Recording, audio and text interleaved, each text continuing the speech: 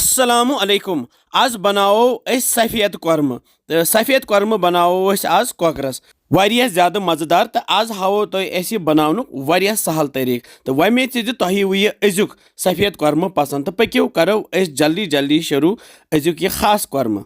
मे बाजर ओनमुत यह 2 kilo cocker पुत तो यह थो मे साफ कर छलित छुकित ये प्लेटस मज तो बह अन तव थवन बह गैसस पे तो तय मन मे आब निमुत तो यह कॉकर त्रावन ये मजे तो ये गोत फकर दिन फकर लगित फेनो यह आब ये थवन साइडस कुन थो गैसस पे वन यह प्रेशर कुकरुक बान तो ये मज त्रा बह तिलस 2.5 क्रिंड यह बह ये फल तिल इस्तेमाल करान तो हेक्यू कह तिल इस्तेमाल कर गर मौजूद छो अमे पत त्रा बह ये गेव चमच 2 ऊर अथ तिलस सती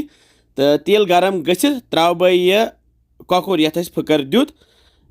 ऊर ये तो अमे पत दिमो ये तलिन ये तिलस तो गेवस मज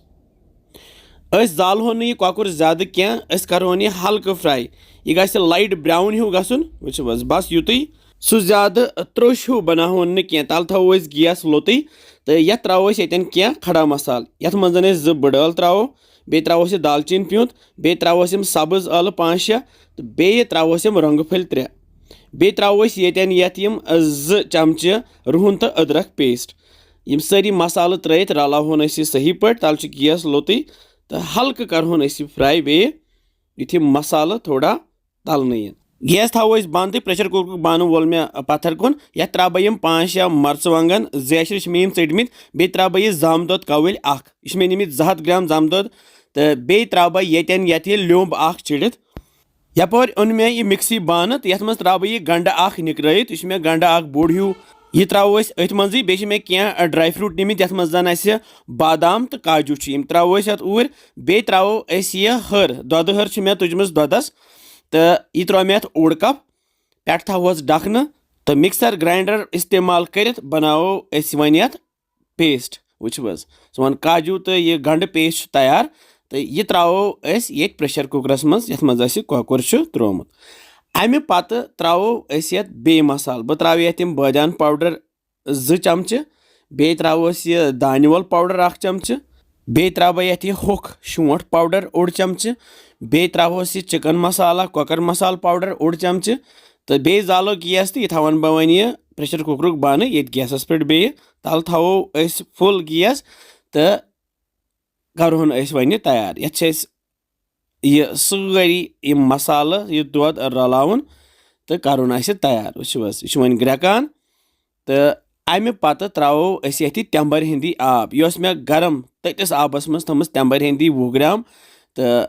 पत क्या टाइम पेरित चिड़ तंबर हिंदी सही पे तो कोड़ ये आब यह कोड़ मे वन छान मज तो त्रो ये कॉकरस सती तंबर हिंदी आब यह छान मज ोट नो दारित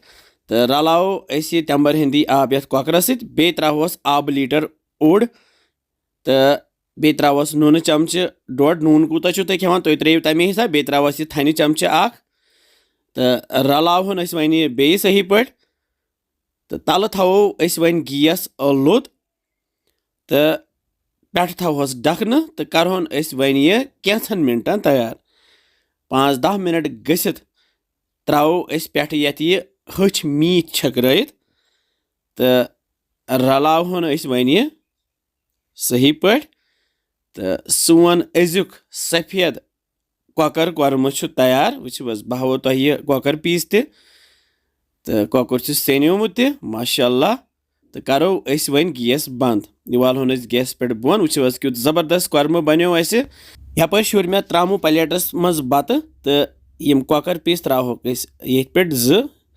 तो बे त्रोस रस कतर तो खेमोन तोत ये बतस सत माशाल्लाह वो